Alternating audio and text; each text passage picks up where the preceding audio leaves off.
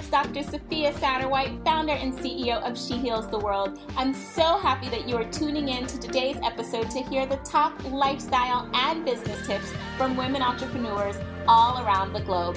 If you found this show helpful, be sure to share it with a friend. That's how our community grows.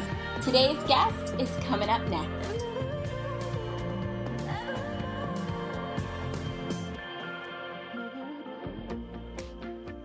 Hey everybody, welcome to the She Heals the World talk show. So today I am so happy to have Nicole Centeno joining us. Nicole is a French culinary trained chef, and she is the founder and creator of Splendid Spoon. She's going to talk to us about the ins and outs of creating your first food product and share her journey to success. Nicole, welcome to the show. Oh, thank you so much for having me, Dr. S. I'm so happy to have you. Can you let everybody know how you got started with this work? I have always been on a journey with food. I think I really see my world through my taste buds. But it probably started when I was pregnant with my son, Grover. I, like many women, was inspired to think a little more deeply about how I was taking care of myself and realized I wasn't eating very many fruits and vegetables. My background is actually in biology and biochemistry. I had studied nutrition and diet therapies as treatment for epilepsy as an undergraduate. And then I had also gone to the French Culinary Institute. So I was a little bit like, maybe I can figure out how to make healthy food taste good. And maybe there's a way for me to just create a little bit more balance for myself. So I actually started reading up on plant-based diets, and that was what I landed on. I said, there is a way for me to incorporate more plant-based eating into my life. If I can make it a little bit easier and more convenient, then I'm much more likely to do it. And that will translate to me not getting sick as much, being more energized as I become a mom, and creating healthier habits for my children and for the planet, because plant-based eating has just such a big impact on our greenhouse gas emissions as well. So it started out with really just figuring out how to feed myself a little bit healthier on a daily basis. And when was the company founded? Like what year? Technically, it was founded in 2013, which is the same year Grover was born. Yeah, wow, beautiful. So this was really at a time where like the whole plant-based thing had not really taken off yet. So you're like one of the early adopters. Earlier, yeah, definitely. So I know you talked about what you studied in school before you decided to create this beautiful business you have. What did you think you were going to be doing when you grew up, like as a little girl? I had so many different dreams for myself when I was a little girl. I was always interested in science. I thought I would be a marine biologist. I thought I would be a pediatrician. I thought I would be a coastal field ecologist at one point. So how things work and nature and how it all comes together in the human body, like definitely all common themes for me. And why do you continue to do the work that you're doing today? You know, I it's funny because it started with just this passion for food and like this excitement around helping people to reconnect with the beauty of food and the beauty of taking care of yourself through food. Um, and that's definitely still a big part of it, but I think it's evolved to really give me this sense of purpose and service. Mm. Um, like that is super motivating for me every day to it gives me a jolt of energy to be in service to something bigger than myself. Yeah. I think, I totally love your work. I love your business. And I think it would be helpful to give the audience just somewhat of an overview about like all the things that you're doing because you have a pretty big brand. So can you tell us like what Splendid Spoon does, what kind of products and offerings you guys have? Like give us the whole spiel. For sure. So at Splendid Spoon, we think of ourselves in the business of preventative care and that food really can be medicine. But we acknowledge that it's like not super easy. We live busy lives. Not all of us have worked in restaurants, and not all of us even really like to cook.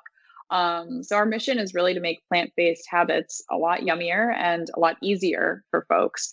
And we do that by creating ready-to-eat breakfast, lunch, dinner, and also shots and increasingly other snacks and things for in between that help you achieve those plant-based goals. So it's things like smoothies and grain bowls and the soups that we started with.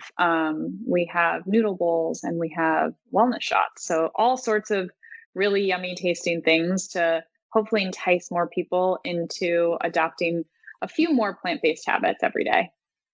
I have to say, I have fallen in love with turmeric wellness shots. I am the kind of person I've been juicing and smoothieing for a long time as well. I used to be 100% vegan, then I was vegetarian. Now I'm just kind of plant based in the middle. But I always had the issue where like I would juice something or even buy a full juice and never finish it. Like for whatever, I can only get like 3 to 4 sips in, and then I'm like, okay, I'm done. And then I put it away and I think I'm going to come back to it, and I never come back to it. And this whole wellness shot thing has like completely won me over. I love them and I have to try yours because it is like such a brilliant genius thing to do is to have a wellness shot. Yeah, yeah, definitely. We have one with your name on it, I think. The wellness shot has turmeric, lots of turmeric in it, and ginger and orange juice. And Mm. we have a green detox shot, and we have a digestion shot with apple cider vinegar in it too. Sounds amazing. What's your favorite product that you offer? Well, right now I'm actually sipping our butternut turmeric puree, which is like true comfort food to me and one of our earliest flavors. I definitely love the soups. I mean, I actually have a soup almost every day, either for a snack or a lunch. But our noodle bowls are really special too. And my kids probably gravitate toward those the most. We have a vegan meatball marinara that is just like so satisfying and tastes just like the kind of red sauce Italian that you might imagine, but it's healthier. So it definitely scratches that craving for a big bowl of pasta. I love that. I love that.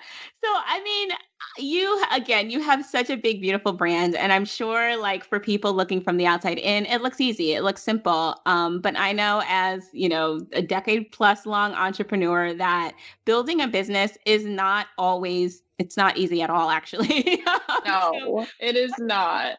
yeah, like, so what hurdles did you face in the building process? I mean, the hurdles never go away. One, I think you just get more resilient to them, which I think is one of the real hallmarks of an entrepreneur. It's not about it like coming easy. It's about actually having a lot of resilience for it being hard. Mm, And I think that the first jump was really scary. And I actually did it pretty slowly. So I went to culinary school in 2010. I did some catering and pop ups on the side, like sort of launched the first LLC, which was mostly pop ups at Smorgasburg, which is a flea market in Brooklyn, New York. And that was in 2011. And I didn't quit my day job until late 2012. So it was an iterative process for me. And I think that first leap of like quitting my job was the first big hurdle for me. And at the time, I think I was engaged at the time to my first husband, figuring out like health insurance and being dependent on him yes, for yeah. that. That was really hard. Like from Mm, an ego perspective and from this perception that I had from the outside looking at other entrepreneurs at the time of like a real entrepreneur does it totally on her own. Like a real mm, entrepreneur doesn't need to lean on, and especially like in our society, like I had this narrative of like leaning on a male partner was like lame. Like right. I had so much judgment of myself around Mm, that, which mm, was really challenging to just push through. And ultimately, I do find that it's the conviction and passion for what you believe in and that tiny North Star inside of yourself that allows you to push through those burdens, and those hurdles because I didn't feel like I just like jumped over them and cleared them. I felt like I had to like really climb. Mm. It was a climb, and I'm sure it is always a climb, like, every level we get to, it's like, "Okay, another mountain," and the only thing that changes is that you just get more comfortable climbing. Like, Absolutely. Absolutely. what has been your greatest win in your business? I mean, building the team and building the food product have been the most magical for me, I would say. It just takes so much collaboration and Mhm, it really does feel like magic when people start buying your product and when mhm, people start working for you. I mean, mm, I don't have another word for it. I mean, there's a lot of work, there's a lot of thought, there is a lot of strategy and like tactical collaboration. mhm. But I think from my perspective as someone who has no background in business, I have no background in finance, I have no background in a food product that's scaled for mass consumption. Like it does feel like magic. The okay, we're just going to figure it out. And then when you do take a step back and say, "Hey, we haven't just figured this out. Like we've got now 55 different flavors and Mm, a team of really bright people who have chosen to build their career with Splendid Spoon." I'm really proud of that. beautiful.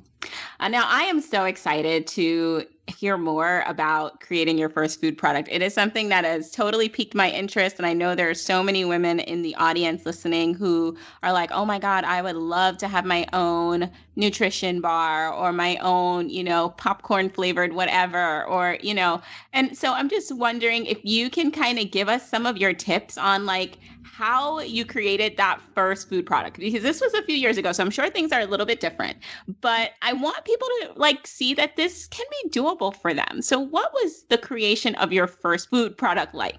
It's so first of all, I will have the popcorn flavored whatever, whoever else is making it. Sign me up as your first taste tester. I got like totally distracted by thinking about popcorn flavored things. Um, it's funny though, because the process to bring flavors to life now in 2021 is not so different from what it was back in 2013 in Mm, that we really are inspired and motivated by what our customers want to taste and what our customers are excited about. So the first flavor was I was like customer number one. It was how do I make something filling and tasty and actually healthy? And it was truly just going to the farmer's market, being inspired by what I saw, and getting into the kitchen, rolling up my sleeves and trying lots of different flavors. It really did just start with lots of different stovetop recipes in my home kitchen. And, before Splendid Spoon in 2013, I was testing those recipes at the flea markets and scaling them up just a little bit, right? Like instead of making servings of 4, I was making servings of 20, which gave me the hands-on experience to scale just to even like a tiny bit and test and see what people actually were interested in. let's talk about that with the farmers market because I think that is a initial starting point, but I'm not sure that people can kind of see that it is as easy as it is. When you decided to take your recipe to the farmer's market, did you have to get like a certain approval or certificate or something? Or did you just contact your local farmer's market people and say, hey, I have a food product. I want to sell it. It's going to be $5 or however much you sold it for. Can you give me a Yep. table? What was that like? Yeah. So, it's intimidating at first, I think, right? Like taking those first steps of saying, hey, I have something that I believe in enough that I want to charge people money for it. I want to sell it. Mhm. And I need a platform to do it.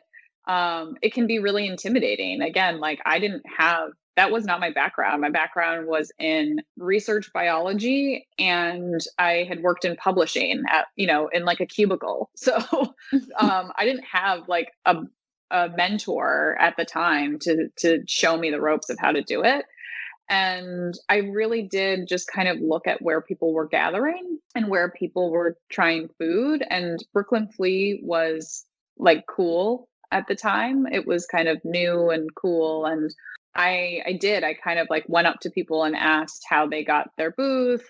Literally just like starting conversations with people who I envisioned myself to be, maybe in like a few months' time or in a year's time, Mhm. was really, really helpful. And then I, through those conversations, realized that I couldn't, in New York at least, cook out of your home kitchen and then sell that product. That's not legal. Mhm. So that was one of the first obstacles that I had to figure out was, if I can't cook in my own kitchen, where can I cook? Mhm. And so I had to convince someone who already had a restaurant license and was getting inspected by the Department of Health to let me cook in their kitchen. And early on, that was what I did, and I got my own license. The inspector came to the pizza kitchen that I was working out of and gave me a certificate, and that was what I was able to use when I then applied for the farmers. It was the flea market at the time, but I did some farmers markets too, and that was kind of like my ticket to validation of like, okay, Mm. I've at least figured, I don't know if anybody's going to buy it, but I know that I'm making it according to what is correct with New York. Mhm. So the farmer's market, though, required for you to have a special approval to be able to sell the food product there. And that required you to work in a commercial kitchen. Yeah, and I think it's those early conversations are what help you build your network, right? Like I didn't have that network, but by having an unknown that I needed to figure out, I started to build one. Yes, totally love that you kind of allowed one thing to lead to the next. It's like, okay, I have the vision. My first step is getting into a farmer's market. Let me talk to somebody who is doing that. Okay, Yeah. you're there. Okay, what do I have to do to do this? And then they give you the contact, and that door leads to the next door, which leads to the next door, and you continue to follow the breadcrumbs. What was that first sale like for you when you were at that farmer's market? Um, Also magic. I think I remember feeling really nervous when people would come up to the booth of like, oh my gosh, like, do I have everything set out beautifully? Does it taste great? Like, am I really proud of it? Um, and the first time someone actually opens up their wallet and is like interested to pay you, it does feel sort of like unbelievable. Mm. Um, and then you kind of get the hang of it. And you listen, I mean, I think it's again this experience of when you don't have the an answer. Like I didn't know what product market fit was at the time. I did know that I would need customers in order to exist as a business though. So who did I listen to? My customers. And it developed that relationship that we still have at Splendid Spoon of being a customer centric brand. Now, can you explain product market fit for the folks who heard you say that and are like, oh my God, I don't know what that is either? Totally. Yeah. So your product or your service is the thing that you're selling. And then your market is your customers, the people who will potentially pay you dollars for it. And defining product market fit is different based on like what stage you're in. But product market fit could be selling out completely at your farmer's market. It could be a certain percentage of market share once you get a little bit bigger. It could mean certain number of repeat orders over time, again, as you start to get bigger. So there are lots of different ways to measure it. And it's just a great kind of reminder, I think, to the early entrepreneurs that it's an unsolved equation in the early days. Hmm. Hmm. So when that first person came and bought that product, And then the next one came, and then the next one came, and you did another market and another display. At what point did you realize that, like, oh boy, I'm gonna have to formalize this process and maybe start to ship or maybe start to have a shop? At what point did it actually turn from the farmer's market kind of display table to a full-blown business? Well, it's so funny because it definitely didn't work like that. Like most of my most of the really meaningful moments and that catalyzed business decisions were things not working. So like Mhm. in those early days actually like pre Splendid Spoon when I was at the flea market and trying to figure out what I was going to do with this passion for food, I was realizing that like my healthy soups, there was definitely a market for them at the flea market, and it was a very specific kind of customer who cared about their health. And mostly it was busy parents who were interested in it.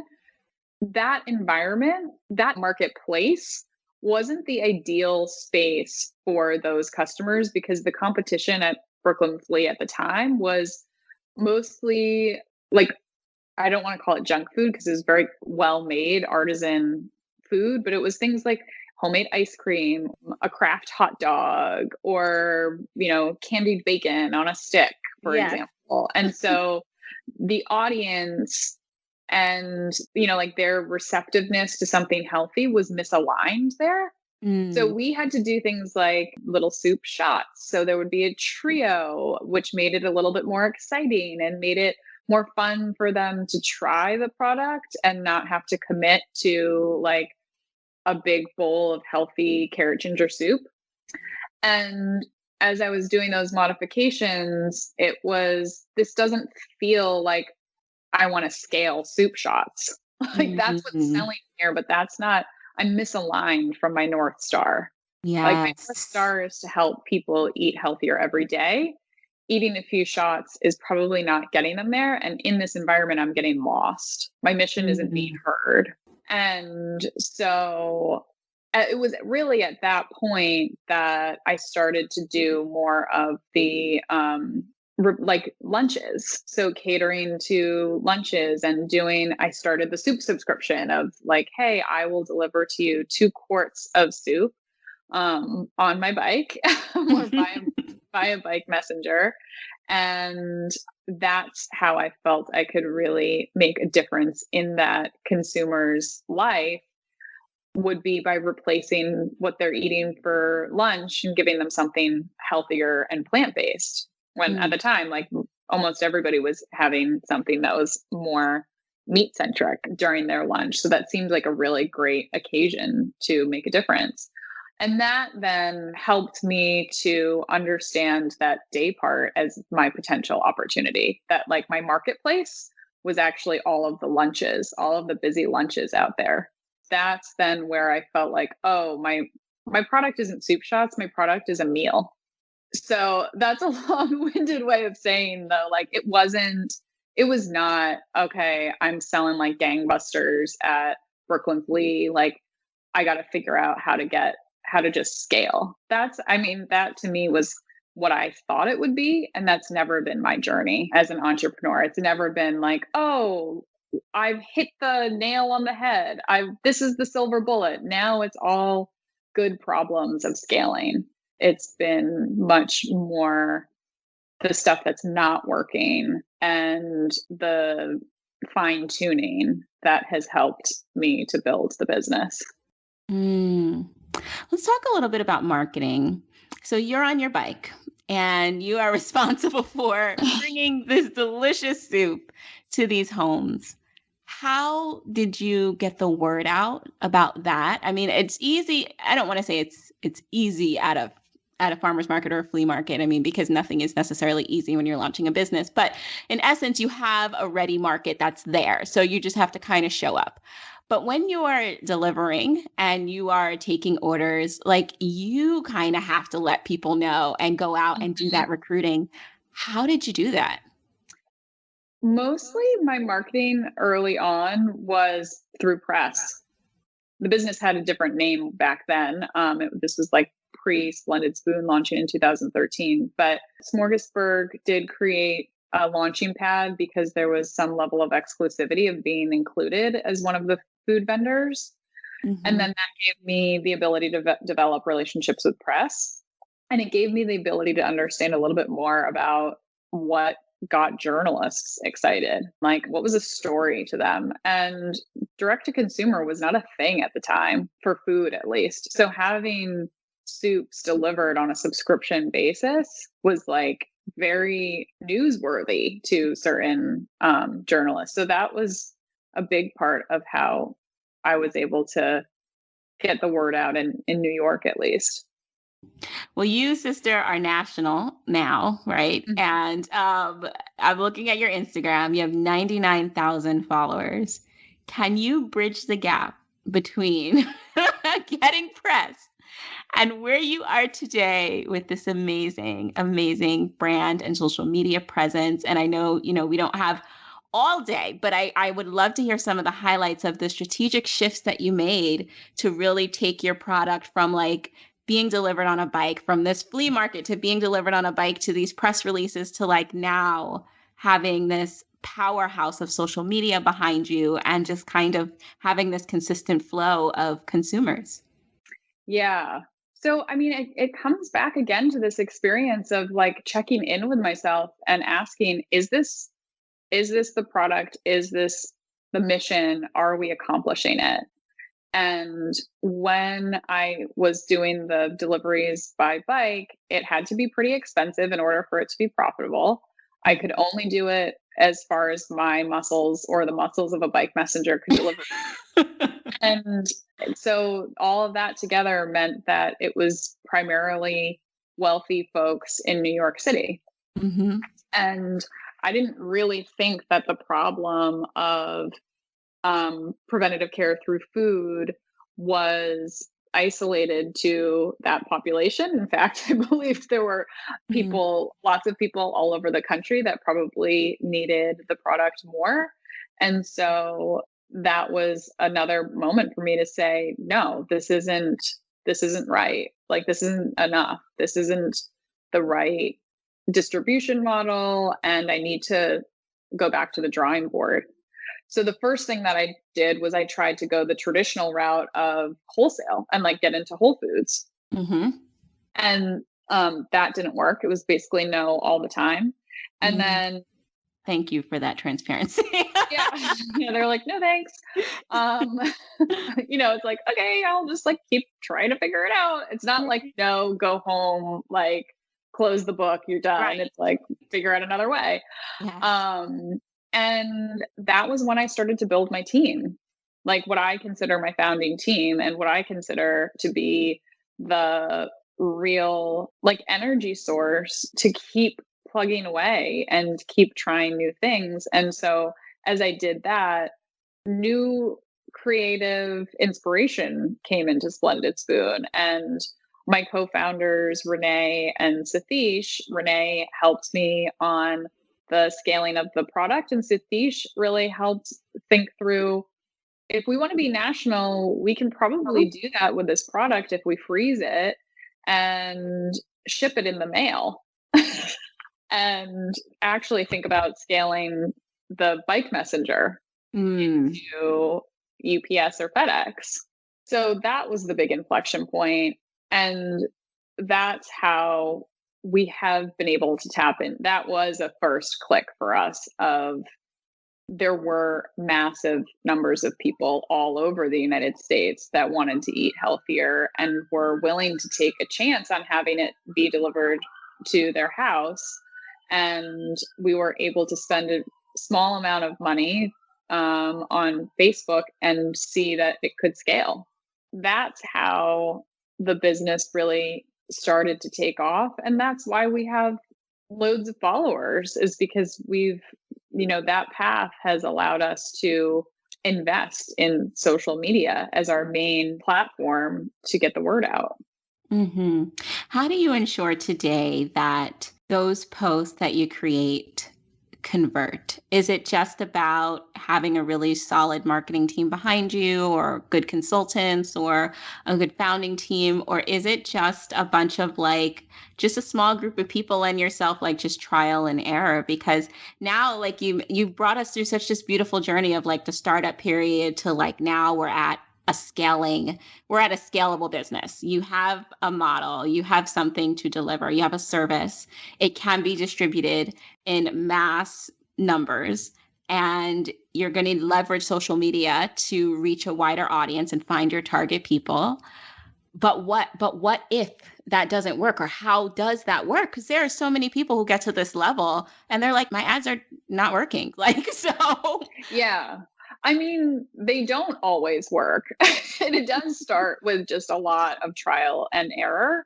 We have definitely always focused on um, trying to have really simple messaging and trying to let the food do the work for us, because ultimately that's where customers make their decision. So, I mean, they're making the decision before they buy by looking at the food and looking at the testimonials. And then when they taste the product, it's either meeting their expectations or it's not.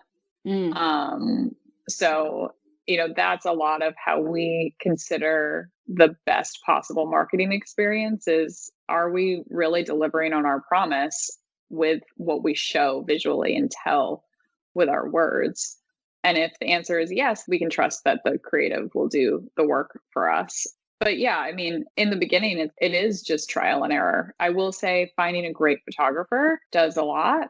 Having someone who's passionate about marketing and communicating with customers and doesn't take personally that campaigns won't work and you have to try lots of different things in the beginning is also a huge, huge help. And then later on, it is building out the skill set and finding experience to really sharpen the toolbox.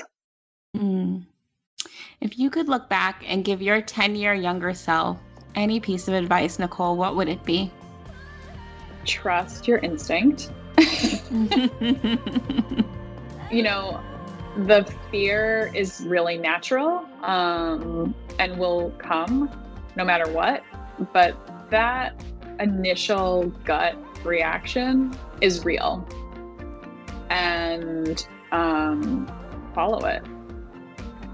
Follow your inner north. Follow your inner Yeah, north. Absolutely. exactly. Yeah. So you've talked about all these delicious meals and treats that you have in your company, and I am starving. So how can our audience find and support you? Where can they buy? Please drop your links.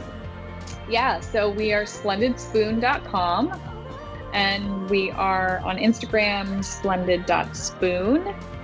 And so those are the best ways to find us and check out all the beautiful food and hear from our customers just how much they enjoy the product. Nicole, thank you so much for coming on the show. I can't wait to have you back. Oh, thanks so much for having me.